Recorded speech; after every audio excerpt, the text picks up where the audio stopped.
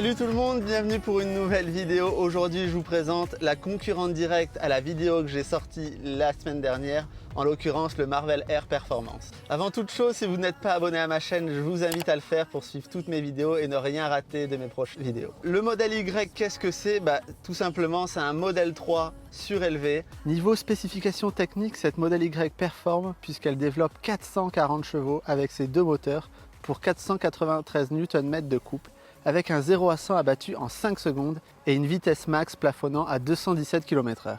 On passe à l'autonomie qui affiche 507 km en norme WLTP avec une batterie de 70 kW qui en réalité en compte 450 en conditions réelles. Pour la recharge, ce modèle peut se recharger jusqu'à 250 kW sur un superchargeur Tesla et qui va nous permettre de recharger de 20 à 80% la batterie en 15 minutes, un gros point fort sur ce SUV électrique. Ces dimensions sont revues à la hausse par rapport à la modèle 3 puisqu'on compte désormais 4,76 m de longueur, 1,63 m de hauteur, 1,93 m de largeur, pour un poids à vide de 1,986 tonnes. La voiture est équipée de jantes aérodynamiques en 19 pouces avec des pneumatiques en 255-45 R19. Niveau design, Tesla ne change rien et garde le meilleur. Elle dispose de poignées affleurantes pour gagner toujours plus en autonomie, de phares full LED et de feux arrière avec une superbe signature lumineuse.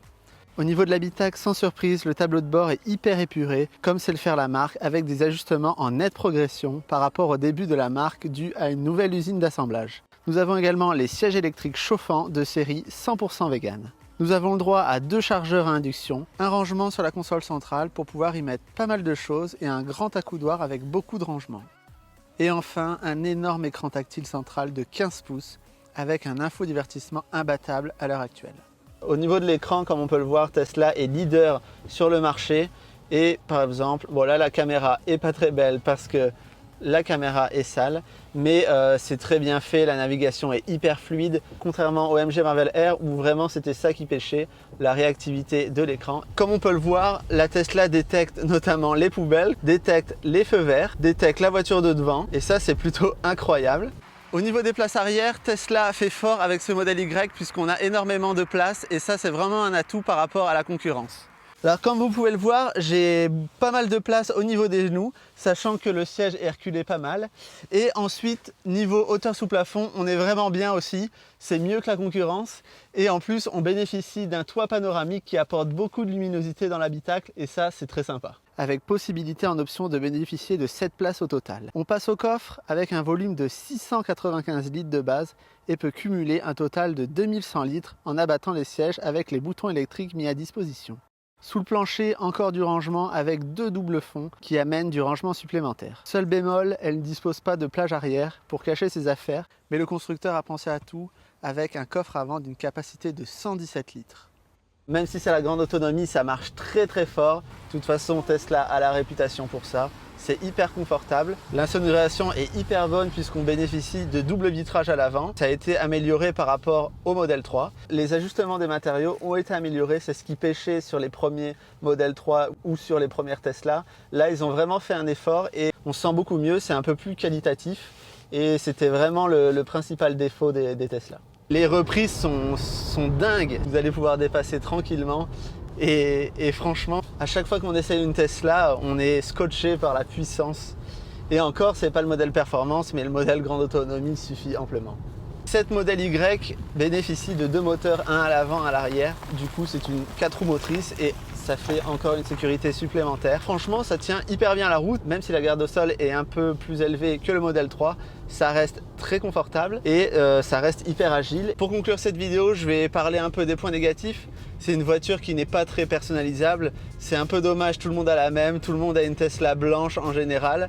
Parce que tout simplement, la peinture est payante et du coup, ça nous fait passer la barre des 60 000 et perdre nos 2000 € de bonus écologique. Donc ça, c'est vraiment un point négatif. Déjà que l'État le réduise, là, on n'en a plus du tout et ça, c'est un gros défaut. Un autre point négatif, c'est que si on n'est pas habitué, c'est un peu fastidieux pour faire des choses simples, notamment pour régler les essuie-glaces, il faut passer par le tableau de bord central. Pour régler la ventilation, c'est un peu chiant. Moi, personnellement, je préfère des boutons physiques pour faire ce genre de choses de base dans une voiture. Un autre point négatif, c'est l'absence d'affichage tête haute. Je ne sais pas pourquoi Tesla ne le propose pas aujourd'hui alors qu'ils sont leaders dans les voitures électriques.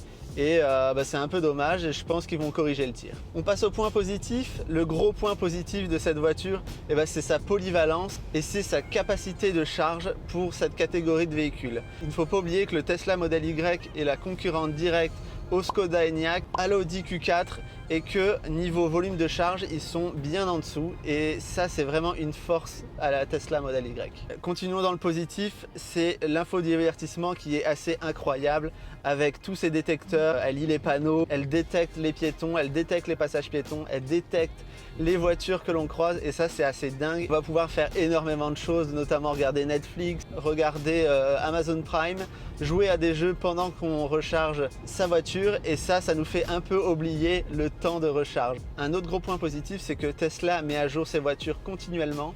Du coup, on n'a pas une voiture obsolète et on peut sans cesse avoir les dernières fonctionnalités et ça, c'est un gros point. Une autre chose, c'est qu'on va pouvoir, une fois qu'on a acheté notre Tesla, débloquer d'autres options.